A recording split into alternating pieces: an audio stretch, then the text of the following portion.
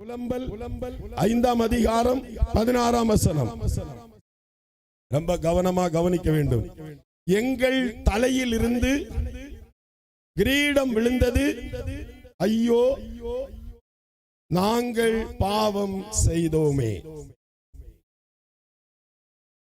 Bible சொல்லுகிறது, எங்கள் தலையில் இருந்த கிரீடம் விழுந்தது, ஐயோ நாங்கள் பாவம் செய்தோமே. இந்த கிரீடம் ஆதியாகமத்திலிருந்தே போனது. இதை கொடுக்கும்படியாக மனுஷகுமாரன் மனுஷ சாயலில் எப்படி இந்த உலகத்தில் வந்து அவர் எப்படி நமக்கு கிரீடத்தை கொடுத்தார், ரட்சிப்பை கொடுத்தார் என்பதுதான் இன்றைக்குள்ள தேவனுடைய வார்த்தை. அல்லேலூயா. புலம்பலிலே எரேமியா புலம்பி சொல்லுகிறார், ஐயோ எங்கள் தலையில் இருந்த கிரீடம். அல்லேலூயா. தேவனோடு பேசுகிற அந்த கண்களானது இருண்டு போனது. அன்பான கர்த்தருடைய பிள்ளைகளே, எங்கள் தலையில் இருந்த கிரீடம் விழுந்தது. ஒவ்வொரு மனுஷனுடைய தலையில் இருந்த கிரீடமும் விழுந்தது. பாவம் ஒரு மனுஷனுடைய வாழ்விலே அது மரணத்தை கொண்டு வரும். பாவம் ஒரு மனுஷனுடைய குடும்ப வாழ்க்கையை பிரித்துவிடும். பாவம் அருமையான தேவனுடைய பிள்ளைகளே, ஒரு அழகான ஒரு தொழிலை அது இழக்கச் செய்யும்.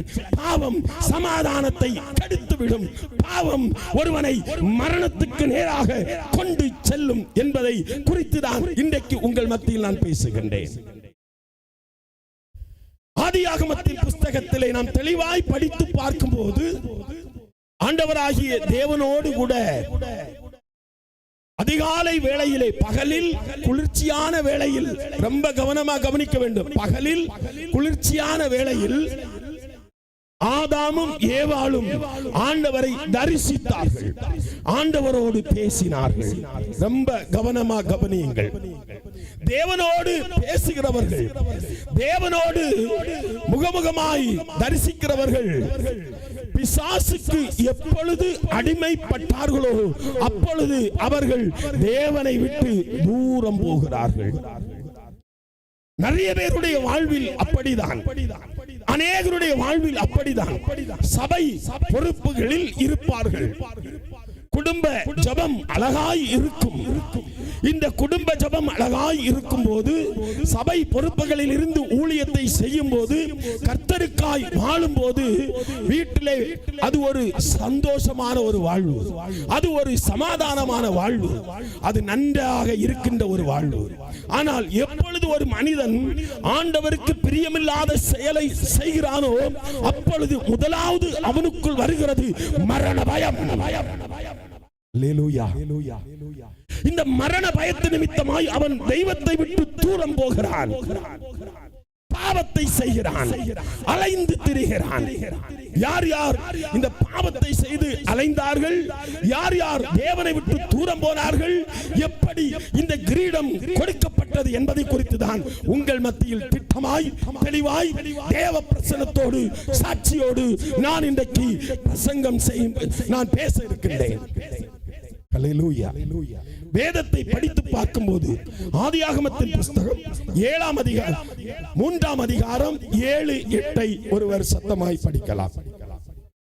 அப்பொழுது அவர்கள், ரொம்ப கவனமா கவனிங்க, 2 பேருடைய கண்களும் திறக்கப்பட்டது. அவர்கள் தாங்கள் நிர்வாணிகள் என்று அறிந்து அத்தி இலைகளை தைத்து தங்களுக்கு அரை கச்சைகளை உண்டு பண்ணினார்கள். பகலில், ரொம்ப கவனமான ஒரு வசனம், பகலில் குளிர்ச்சியான வேளையில் தோட்டத்தில் உலாவுகிற தேவனாகிய கர்த்தருடைய சத்தத்தை அவர்கள் கேட்டார்கள். அல்லேலூயா. ஆண்டவரை பார்ப்பதற்கு பயப்படாதவர்கள், ஆண்டவரோடு பேசுவதற்கு பயப்படாதவர்கள், அவர் கொடுத்த அந்த கிருபையை, தேவனோடு பேசுகிற கிருபை, ஜெபம் என்கிற கிருபை, வேதம் வாசிக்கிற தெய்வ பிரசன்னம் என்கிற கிருபை, அல்லேலூயா, அடுத்தவர்களுக்கு சாட்சியாய் வாழ்கிற கிருபை, அதை இழந்தார்கள். நாம் இந்த வசனத்தை படிக்கும் போது அவர்கள் அத்தியிலர்களை உலகத்தில் உள்ள ஒரு ஆடையை அவர்கள் தரிக்கிறார்கள். தேவன் ஆண்டவராகிய கர்த்தர் கொடுத்த பரிசுத்த ஆடையை இழந்தார்கள். வாலிப சகோதரா, நீ இழந்த ஆடையை கொடுக்கும்படியாய், நீ இழந்த பிரசனத்தை கொடுக்கும்படியாய் 2000 ஆண்டுகளுக்கு முன்பாக இயேசு வந்தார். அல்லேலூயா, அல்லேலூயா. வசனத்தை படித்து பார்க்கும்போது ஆண்டவராகிய கர்த்தர் இழந்த இந்த கிரீடத்தை ஒவ்வொரு குடும்பங்களுக்கும், ஒவ்வொரு வாலிபனுக்கும், ஒவ்வொரு சகோதர சகோதரிகளுக்கும், ஒவ்வொரு திருச்சபைகளுக்கும் கொடுக்கும்படியாய் வந்தார். ஆண்டவரோடு பேசுகிறவர்கள், ஆண்டவரோடு ஜெபிக்கிறவர்கள், ஆண்டவரை பார்க்கிறவர்கள், அவருக்காக உழைக்கிறவர்கள் இன்றைக்கு ஆண்டவரை விட்டு தூரம் போனார்கள். கிரீடத்தை இழந்து போனார்கள், ரட்சிப்பை இழந்து போனார்கள். அன்பான தேவனுடைய பிள்ளைகளை, அபிஷேகத்தை இழந்து போனார்கள், கிருபைகளை இழந்து போனார்கள். உனக்காக தான் இந்த வார்த்தை வந்து கொண்டிருக்கிறது. இந்த கூட்டத்தில் ஒருவர் உட்கார்ந்து கொண்டிருக்கிறீர்கள். கழுத்து வேதனை, திரும்ப முடியாது. அந்த வேதனையிலிருந்து என் ஆண்டவர் உனக்கு விடுதலை தருகிறார். கரங்களை தட்டி கர்த்தருக்கு நன்றி செலுத்துங்க. பாவம் உன்னை பிரித்து போடும், பாவம் உனக்கு மரண தண்டனையை கொடுக்கும். ஆதலால் இயேசுவின் இரத்த கோட்டைக்குள் கடந்து வாருங்கள். அல்லேலூயா. வேதம் சொல்லுகிறது, அன்பான தேவனுடைய பிள்ளைகளே, இவர்கள் இருவருடைய கண்களும் இருளானது. தெய்வத்தை பார்க்கிற கண்கள் இருளானது. ஆண்டவருடைய சத்தத்திற்கு ஒளித்தார். தோட்டத்தை விட்டு வெளியாக்கப்பட்டார். சபையாகிய தோட்டம், குடும்பமாகிய தோட்டம், அல்லேலூயா, ஊழியமாகிய தோட்டம், இதை விட்டு அநேகர் இன்றைக்கு வெளியேற்றப்பட்டிருக்கிறீர்கள். அப்படிப்பட்டவர்கள் மறுபடியும் ஏதேனுக்குள் வர, சபைக்குள் வர, ஊழியத்துக்குள் வர கர்த்தர் இந்த வார்த்தையை அனுப்புகிறார். அல்லேலூயா. ஆண்டவர் இந்த வார்த்தையை அனுப்புகிறார். ஆண்டவர் இந்த வார்த்தையை உங்களுக்கு திட்டமாய், தெளிவாய் அனுப்புகிறார். நேற்றைய தினத்தில் நாங்கள் எல்லாருமாக சேர்ந்து அப்படியே கூடி ஆலோசனை பண்ணி நாங்க ஜெபம் பண்ணிட்டு இருக்கிறோம். நாங்க ஜெபம் பண்ணும் போது ஒரு வாலிப தம்பி சகோதரன் சுஜினோடு கூட வருகிறான். அவன் வந்து கூட்டத்தில் உட்கார்றான். அப்ப ஆண்டவர் சொல்றாரு, அவனுக்காக நீ ஜெபம் பண்ணணும் அப்படின்னு ஆண்டவர் சொல்றாரு.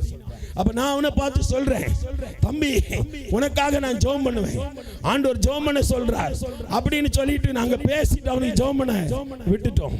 ஆனாலும் 2 வார்த்தை அவனை மார்போடு அணைத்து அவனுடைய தலையின் மேல் கரைத்த வைத்து நான் ஜெபித்து என்னோடு கூட அவனை அனுப்பினார்கள். அவன் வாகனத்திலிருந்து புலம்ப தொடங்கினான். அல்லேலூயா. அவன் வாகனத்திலிருந்து புலம்ப தொடங்கினான். வாழ்க்கை முழுவதும் கண்ணீர். குடும்பத்தில், குடும்ப வாழ்விலே சமாதானம் இல்லை. இளம் பிராயத்தில் அவன் திருமணம் செய்தவன். ஆனால் அவனுக்குள்ளாக சத்ரு கிரியை செய்து அவனுடைய வாழ்வு மிகவும் வேதனையோடு பயத்தோடு இருந்ததை பார்க்க முடியும். அவனுக்காக நாங்கள் தேவனுடைய வார்த்தையை சொல்லி ஜெபம் பண்ணு, கூட்டத்திற்கு வா, இயேசு உனக்கு மறுவாழ்வு கொடுப்பார் என்று சொன்னான். அல்லேலூயா. கையை உயர்த்தி சொல்லுங்க, அல்லேலூயா. ஏனென்றால் நான் பிரசங்கிக்கிற உயிருள்ள தேவன் ஒருவனை கொல்வதற்காய் அவர் வரவில்லை. ஒருவனுக்கு வாழ்வு கொடுக்க அவர் வந்தார். ஒரு குடும்பத்தை பிரிக்க அவர் வரவில்லை. பிரிந்து சுக்குநூறாய் இடிந்து கிடக்கிற ஊழியத்தை, சபையை, தேசத்தை கட்ட நான் பிரசங்கிக்கிற இயேசு வந்தார். அல்லேலூயா. இயேசு அதற்காக தான் வந்தார். நிறைய பேர் பொய்யான தீர்க்கதரிசனங்களை சொல்லுவாங்க. உன் மனைவி அப்படி இருக்கா, இப்படி இருக்கா, உன் பிள்ளை எப்படி இருக்கு. அன்பான தேவனுடைய பிள்ளையே, ஒருபோது ஒரு குடும்பத்தை இடிக்க தேவன் வரவில்லை. அல்லேலூயா. ஒருபோது ஒரு சபையை இடித்து போட ஆண்டவர் வரவில்லை. ஏனென்றால் அவர் உயிருள்ள தேவன். அவர் மரித்து போனவர் அல்ல, உயிருள்ள தெய்வம்.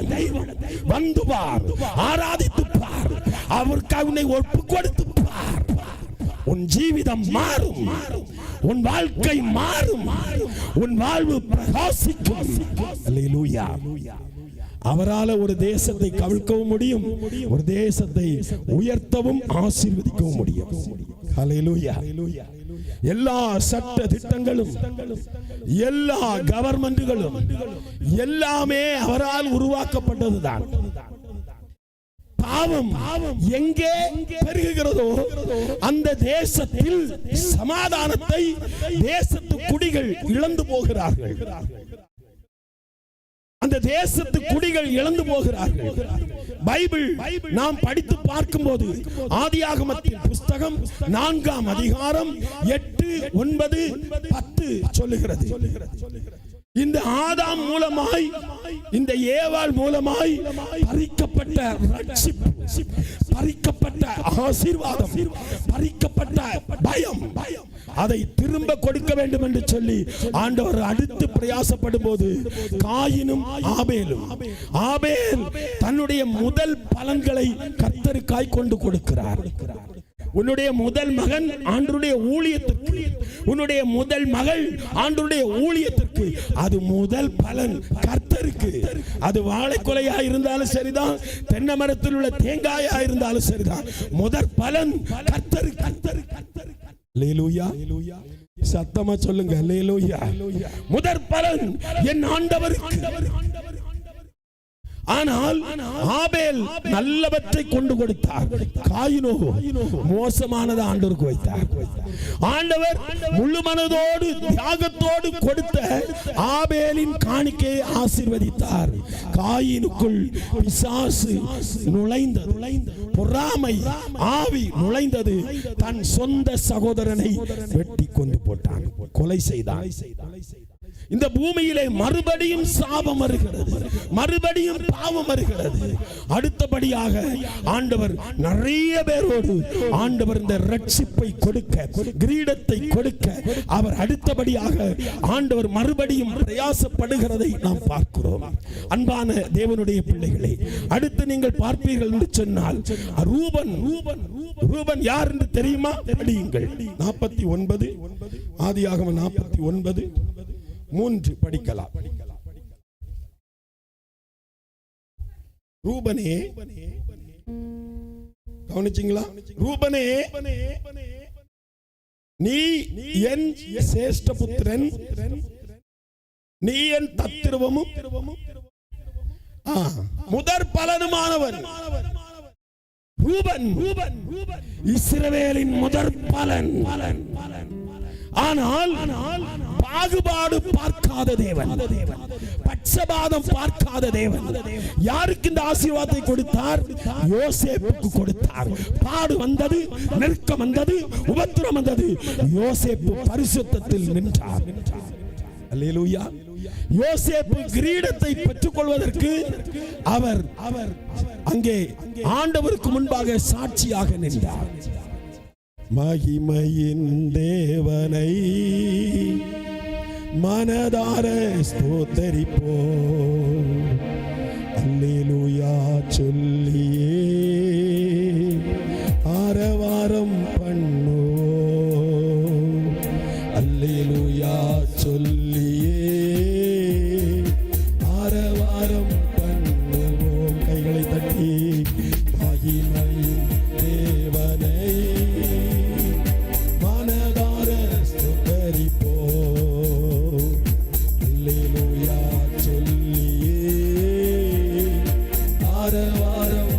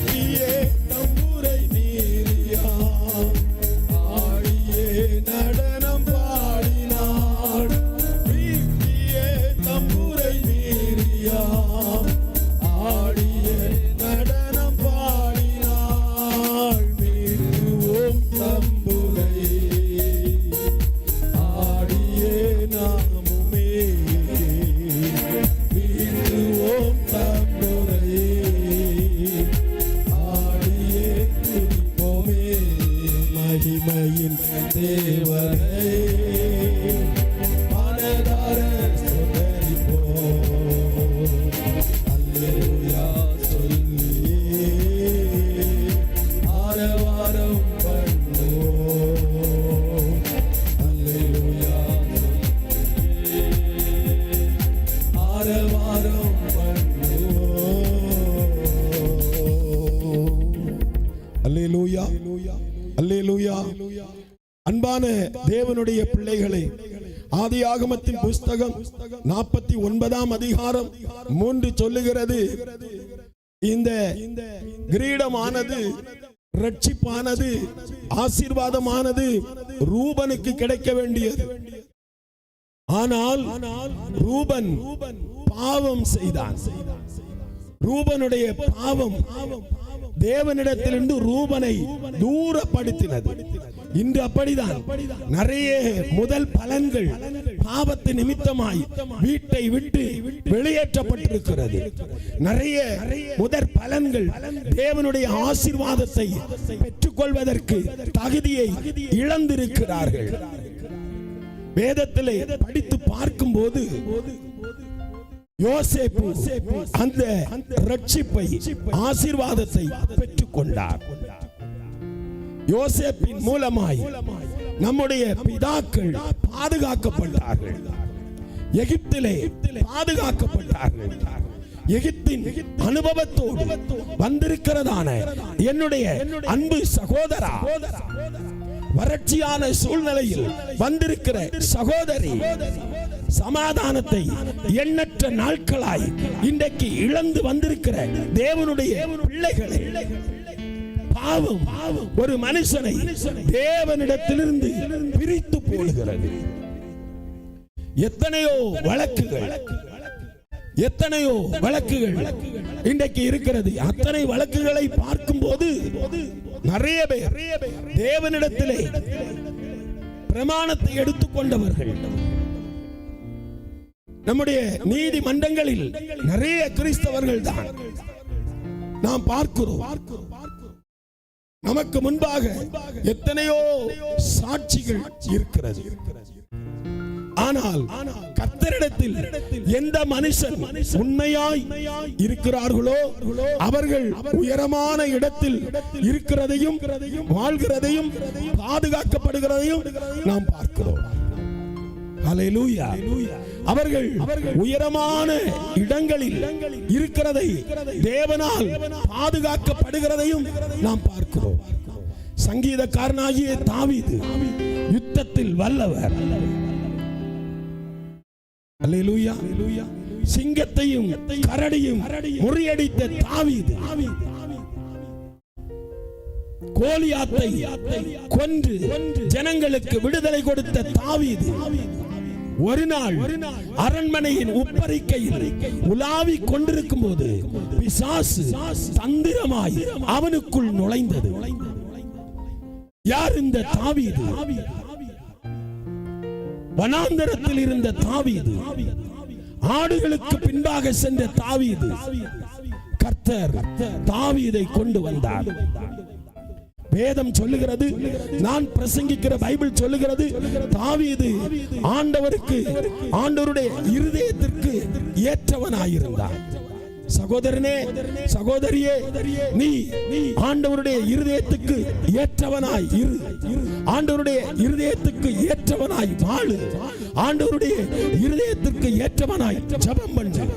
ஆண்டவருடைய இருதயத்திற்கு ஏற்றவனாய் உன்னுடைய சாட்சியை காத்துக்கொள்.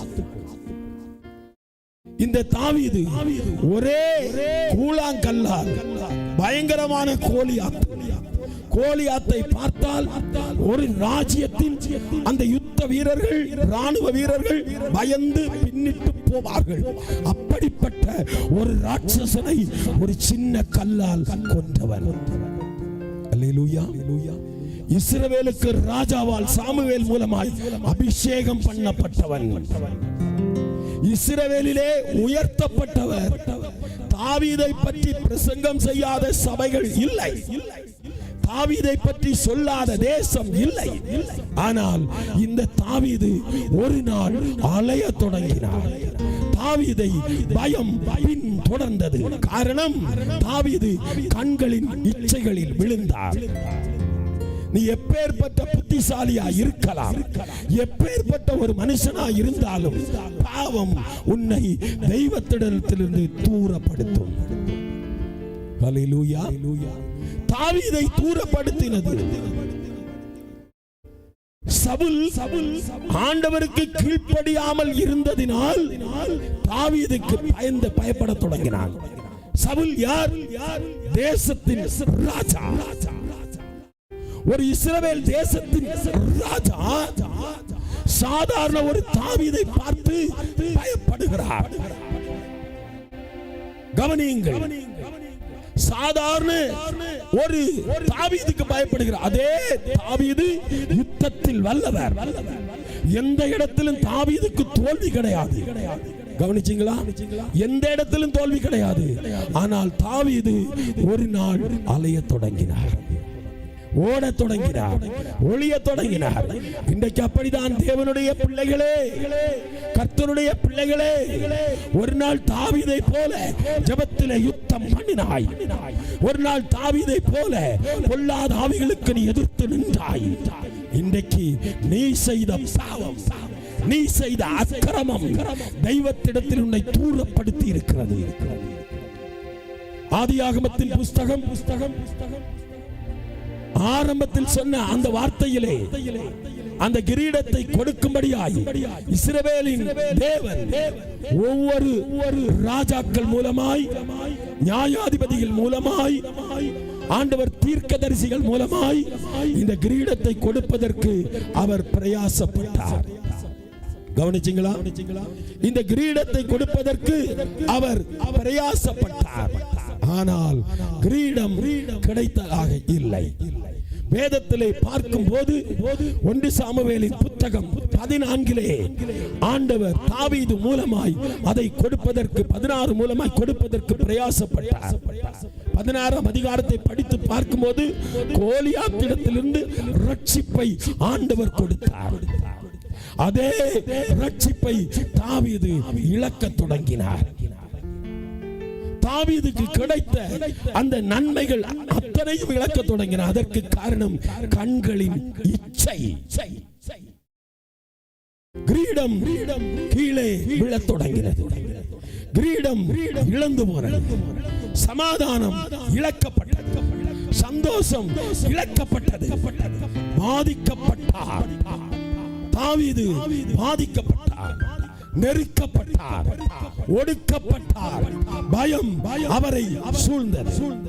ஆனால் பைபிள் தெளிவாய் திட்டமாய் சொல்லுகிறது, தாவீது மறுபடியும் நாம் பார்க்கும்போது கர்த்தராகிய ஆண்டவருடைய இருதயத்திற்கு ஏற்றவராய் இருந்தார். ஹல்லேலூயா. தாவீதுக்கு அநேக அலைச்சல்கள் வந்தது, அநேக நெருக்கங்கள் வந்தது. ஒரு நாள் தாவீது சொன்னார், ஆண்டவரே, என்னுடைய அலைச்சல்களை நீர் நீக்க வேண்டும் என்று சொல்லி சரண் அடைந்தார். அல்லேலூயா. கையை உயர்த்தி சொல்லுங்க, அல்லேலூயா. தாவீது சரணடைந்தார். தாவீது ஆண்டவரிடத்திலே ஒப்பு கொடுக்கப்பட்டார். மைதானத்திலே, இந்த கூட்டத்திலே அநேகர் நீங்கள் தேவனை விட்டு பின்வாங்கி இருக்கிறீர்கள், ஏதேனை விட்டு வெளியேற்றப்பட்டிருக்கிறீர்கள். பாதுகாப்பு இல்லை, பரிசுத்த ஜீவிதம் இல்லை, அர்ப்பணிப்பு இல்லை. ஆனால் ஆண்டவர் மறுபடியும் தாவீதை போல ஆண்டவர் சமூகத்தில் ஒப்பு கொடு சகோதரா, அர்ப்பணி சகோதரா, அர்ப்பணி தகப்பனே. நீங்கள் ஒப்பு கொடுக்கப்படும் போது ஆண்டவராகிய கர்த்தர் உங்களை மென்மேலும் உயர்த்துவார். கிரீடம் விழுந்தது. அடுத்து நீங்க பாப்பீங்கன்னா கிதியோன் மூலமாய், சிம்சோன் மூலமாய் ஆண்டவர் பார்த்தார். முடியவில்லை. ரட்சிப்பு ஜனங்களுக்கு கிடைக்கவில்லை, விடுதலை ஜனங்களுக்கு கிடைக்கவில்லை, மீட்பு ஜனங்களுக்கு கிடைக்கவில்லை. குடும்பங்கள் சீரழிக்கப்பட்டது. மனுஷனுடைய ரத்தம் பூமியிலே சும்மா சிந்தப்பட்டது பாவத்தின் நிமித்தமாய். ஜீவிதம் சரியில்லாமல், சாட்சி சரியில்லாமல், ரத்தம் காரணமில்லாமல் சிந்தப்பட்டது. சாத்ராக், மேஷாக், ஆபேத்நேகோ தைரியமாய் நின்றார்கள். தானியேல் தைரியமாய் நின்றார். சிங்கத்தின் கபிக்குள் தூக்கி போட்டார்கள். ஆனாலும் ரட்சிப்பு கிடைக்கவில்லை, கிரீடம் கிடைக்கவில்லை. அடுத்து அப்படியே வேதத்தை புரட்டி பாருங்கள். அப்படியே ஆண்டவர் கிமுவை விட்டு கிபிக்கு வருகிறார். கர்த்தராகிய இயேசு கிறிஸ்து என்று சொல்லுகிற ஒரு மனுஷகுமாரன், ஆண்டவராகிய இயேசு, ஆண்டவராகிய கர்த்தர் பிசாசை பார்த்து கேட்டார், பிசாசே, என் ஜனங்களை நீ விட்டுவிடு, என் ஜனங்களுக்கு இந்த ரட்சிப்பு கிடைக்க வேண்டும், பரலோகத்தின் ஆசீர்வாதம் கிடைக்க வேண்டும், ஏதேனில் இழந்த சந்தோஷம் கிடைக்க வேண்டும், ஏதேனில் இழந்த சமாதானம் கிடைக்க வேண்டும், ஏதேனில் இழந்த ஆசீர்வாதம் கிடைக்க வேண்டும். அதற்காக 2000 ஆண்டுகளுக்கு முன்பாக யோவான் எழுதின சுவிசேஷம் எடுத்துக்கொள்ளுங்கள். யோவான் எழுதின சுவிசேஷம்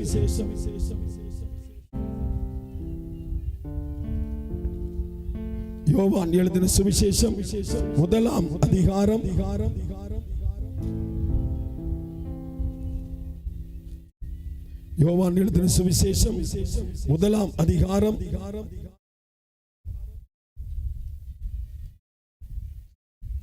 3ஆம் அதிகாரம் 10ஆம் வசனம் ஒருவர் படிக்கலாம். யோவான் 3:10 3:16 தேவன் தம்முடைய ஒரே பேரான குமாரனை விசுவாசிக்கிறவன் எவனோ அவன் கெட்டு போகாமல் ரொம்ப கவனமா கவனிக்க வேண்டும். ஏதேன் தோட்டத்தில் விழுந்த கிரீடம், ஏதேன் தோட்டத்தில் இழந்த சந்தோஷம், ஏதேன் தோட்டத்தில் குலைக்கப்பட்ட குடும்பம் இயேசு கிறிஸ்துவின் இரத்தத்தால் ஒன்று சேர்க்கப்படுகிறது. இயேசுவின் இரத்தம் ஒரு மனுஷனை பாவத்திலிருந்து விடுதலையாக்கும். இயேசு கிறிஸ்துவின் இரத்தத்தால் நிரப்பப்பட்டவரை பிசாசு தொட முடியாது. இயேசு கிறிஸ்துவின் இரத்தம் ஒரு மனுஷனை மரணத்திலிருந்து காப்பாற்றும். தேவன் தம்முடைய ஒரே பேராகிய குமாரன், அல்லேலூயா, ஒரே பேரானவர், ஒரே புத்திரர், இந்த பூமிக்கு மானத்திற்கும் ஒரே சொந்தக்காரர். அவருடைய இரத்தத்தை கொடுத்து உங்களையும் என்னையும் உலகத்தில் உள்ள அத்தனை ஜனங்களையும் அவர் ரட்சித்தார். இழந்த கிரீடத்தை அவர் கொடுத்தார், இழந்த சமாதானத்தை கொடுத்தார். எந்த இடத்தில் கண்ணீரோடு ஜெபித்தாலும் கர்த்தராகிய தேவன் கடந்து வந்து ஒருவனை காப்பாற்றுகிறார். ஹல்லேலூயா. எந்த இடத்தில் ஒரு மனிதன் சமாதானத்தை இழந்தாலும் அந்த இடத்திலிருந்து கர்த்தாவே என்று சொல்லி கூப்பிடும் போது அவர் கடந்து வருவார்.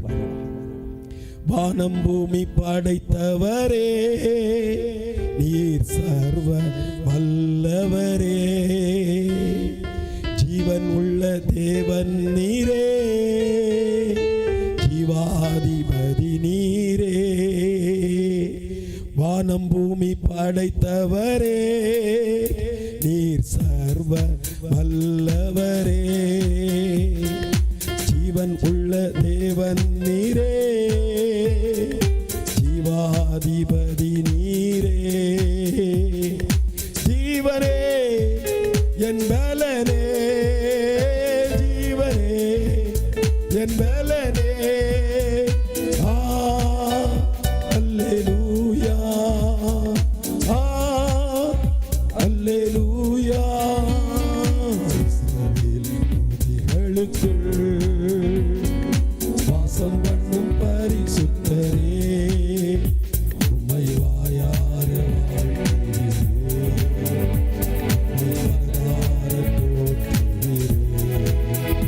உம்மை வாயார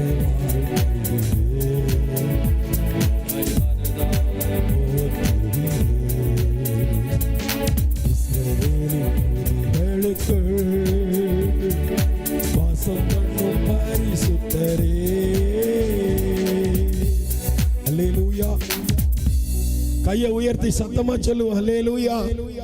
கையை தட்டி சத்தமா ஆண்டவருக்கு ஒரு நன்றி செலுத்துவோம். இந்த வேதம் சொல்லுகிறது, தேவன் தம்முடைய ஒரே பேராகிய குமாரனை விசுவாசிக்கிறவன் எவனோ. ஹல்லேலூயா. வட இந்தியாவிலே ஒரு ஏழை குடும்பம் ஒவ்வொரு வாரமும்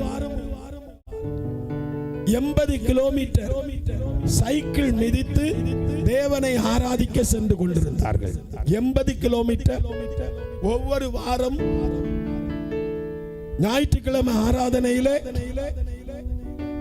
அவர்கள் கலந்து கொள்ள கடந்து வருவார்கள். 1-2 கிலோமீட்டர் அல்ல, 80 கிலோமீட்டர். கணவனும் மனைவியும் ஆண்டவரை அறியாத நேரத்திலே அறிந்து ஆண்டவர் அண்டையில் வந்தவர்கள்.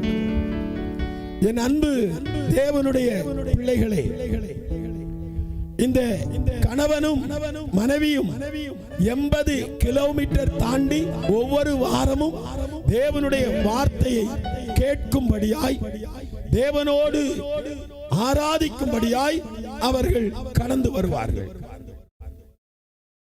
பல நாட்களாய் வரும்போது ஒரு கூட்டம் இவர்களை பார்த்து கொண்டிருந்தது. ஒரு நாள் இவர்கள் வீட்டிலிருந்து கணவனும் மனைவியுமாக சைக்கிளில் புறப்பட்டு வரும்போது 2 பேரையும் கனத்த ஆயுதங்களோடு தாக்கினார்கள். ஆயுதத்தின் தாக்குதலின் நிமித்தமாய் மனைவி கீழே விழுந்து விட்டார்கள். கணவன் மனைவியை காப்பாற்ற போகும்போது அவருடைய வயிற்று பகுதி உள்ளே கத்தியை சொருகி அவர்கள் கீறிவிட்டார்கள். வயிறு கீறினது நிமித்தமாய் அவருடைய குடல் முழுவதும் வெளியே வந்துவிட்டது.